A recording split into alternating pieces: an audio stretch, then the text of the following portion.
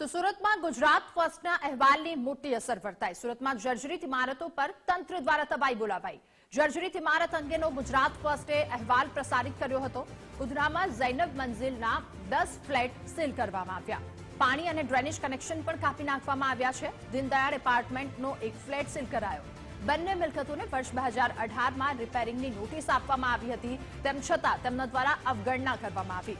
વર્ષ 2022માં પણ મિલકત ખાલી કરવા માટે નોટિસ પાઠવવામાં આવી હતી। રાંદેર ઝોનમાં આવેલા સ્વામિનારાયણ કોમ્પ્લેક્સની સામે આ કાર્યવાહી કરાઈ છે।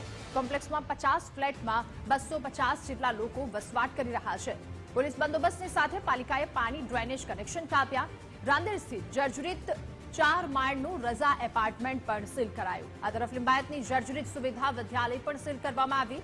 પાલિકા ચોપડે 803 બિસ્માર અને 486 મિલકતોને ઉતારી પાડવામાં આવી છે। પાલિકાના ચોપડે 78 મિલકતોનું રિપેરિંગ પણ કરવામાં આવ્યું અને પાલિકાના જણાવ્યા અનુસાર 239 મિલકતો હજુ પણ ભયજનક સ્થિતિમાં છે। ઇન્ચાર્જ કમિશનર ડોક્ટર સૌરભ પારધીએ કડક કાર્યવાહીના આદેશ આપ્યા અને ગતરોજ પાલિકા અધિકારીઓ સાથે તેમણે બેઠક પણ કરી હતી। નોટિસ આપી હોય તો તેનો કડકપણે અમલ કરવા સૂચના સાથે વરસાદ સહિત પાણી ભરાવવાની સ્થિતિ અંગે પણ ચર્ચા કરી હતી।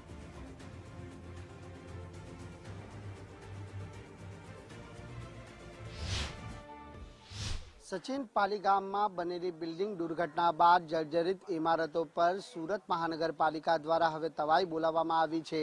ખાસ કરીને 2 દિવસ પહેલા ગુજરાત ફર્સ્ટ દ્વારા સુરતના ઉધના વિસ્તારમાં આવેલી ઝૈનબ મંઝિલની જર્જરિત ઇમારત અંગેનો અહેવાલ પ્રસારિત કરાયો હતો અને તંત્રની આગ છે તે ખુલી હતી અને ત્યારબાદ તંત્ર દ્વારા જે ઝૈનબ મંઝિલ છે તેને ફરી નોટિસ પાઠવી અને 7 દિવસનું અલ્ટિમેટમ આપવામાં આવ્યું હતું। જોકે ખાસ કરીને જે ઇન્ચાર્જ પાલિકા કમિશનર ડોક્ટર સૌરભ પારધીની મળેલી અધ્યક્ષતામાં બેઠક બાદ કડક સૂચનો અને આદેશ જારી કરવામાં આવ્યા છે કે જે કોઈ પણ જર્જરિત ઇમારતોને નોટિસ આપવામાં આવી હોય તેનું કડકપણે અમલી થાય તે દિશામાં કામગીરી કરવા માટેની દિશા નિર્દેશ કરવામાં આવ્યા હતા અને તે જ કારણ છે કે સુરત મહાનગરપાલિકા દ્વારા ગતરોજ આ ઝૈનબ મંઝિલના 10 ફ્લેટને સીલ કરી દેવામાં આવ્યા હતા અને જે ડ્રેનેજ સહિત પાણી અને વીજ કનેક્શન પણ કાપી નાખવામાં આવ્યા છે। ત્યારે હાલ હવે લોકોએ આ જે વસવાટ છે તે ખાલી કરવાની જે તજવીજ છે તે હાથ ધરી દેવામાં આવી છે। એના સ્થાનિક વ્યક્તિ જેઓએ આ જર્જરિત ઇમારત અંગે અગાઉ ફરિયાદ કરી હતી તેઓ હાલ આપણી જોડે જોડાય છે। સીધી વાત કરીશું તેમના જોડે। આપકા નામ?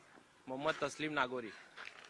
मोहम्मद भाई बताइए, फरियाद की थी उसके बाद कॉरपोरेशन आए, अब किस तरह की कार्यवाही?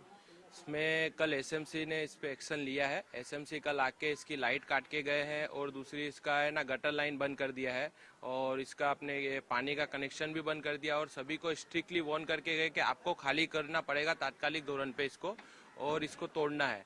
तो सभी ने खाली कर दिया है। अभी इसमें 4 से 5 जन है, वो भी अभी इसमें खाली कर देंगे और आज कैसे भी खाली होती है तो 1-2 दिन में इसके अंदर एसएमसी एक्शन लेके इसके मकान मालिक को जो संभालता है वो उनके पास से इसको तोड़वाएंगे। તો બિલકુલ આ જે ઝૈનબ મંઝિલ આવેલ છે તેની થોડાક જ અંતરમાં જે દીનદયાળ એપાર્ટમેન્ટ પણ આવેલ છે અને આ એપાર્ટમેન્ટના એક ફ્લેટને પણ સીલ કરવામાં આવ્યું છે। આપણે ફરી એ દ્રશ્ય બતાવવાનો પ્રયાસ કરીશું કે કઈ હદે આ ઇમારત છે તે જર્જરિત થઈ ગઈ હતી। આ પ્રકારની જે ઇમારતો સામે પણ પાલિકા દ્વારા અન્ય સ્થળોએ કાર્યવાહી કરવામાં આવી છે, જેમાં ખાસ કરીને વર્ષ 2022માં આ મિલકત ખાલી કરવા માટેની નોટિસ પણ આપવામાં આવી હતી અને જ્યાં હાલ બંને મિલકતો સામે હવે કડકાઈ સજ્જ કરવામાં આવી છે। રાંદેર ઝોનમાં આવેલા સ્વામિનારાયણ કોમ્પ્લેક્સ સામે પણ કોર્પોરેશન તરફથી કાર્યવાહી કરવામાં આવી છે, જેમાં કોમ્પ્લેક્સમાં 50 ફ્લેટમાં 250 લોકોનો વસવાટ હતો અને પોલીસ બંદોબસ્ત સાથે પાલિકાએ જર્જરિત કોમ્પ્લેક્સના પાણી ડ્રેનેજના કનેક્શન પણ કાપી નાખ્યા છે। ત્યારે રાંદેર સ્થિત જર્જરિત ગ્રાઉન્ડ પ્લસ 4 માળનું રઝા એપાર્ટમેન્ટ પણ સીલ કરવામાં આવ્યું છે અને લિંબાયતની જર્જરિત સુવિધા વિદ્યાલય પણ સીલ કરી દેવામાં આવી છે।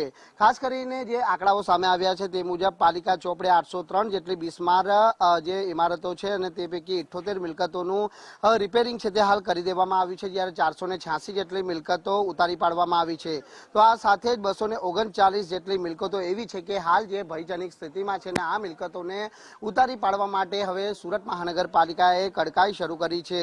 સુરતના જે અલગ અલગ વિસ્તારોમાં આ પ્રકારની જે જર્જરિત ઇમારતો આવેલી છે તેની સામે હવે તવાઈ છે તે બોલાવવામાં આવી છે, કારણ કે ઇન્ચાર્જ પાલિકા કમિશનર અને જિલ્લા કલેક્ટર ડોક્ટર સૌરભ પારધીએ સ્પષ્ટપણે અધિકારીઓને સૂચના આપી છે કે જે કોઈ પણ જે જર્જરિત જર્જરિત ઇમારતો હોય અને આ જર્જરિત ઇમારતોને જો નોટિસ આપવામાં આવી હોય તો આ નોટિસનું કડકપણે અમલવારી થવી જોઈએ અને તેને લઈને જ પાલિકા અધિકારીઓ હવે દોડતા થયા છે અને આ પ્રકારની જર્જરિત ઇમારતો સામે કડકાઈપૂર્વક કાર્યવાહી છે તે શરૂ કરી છે.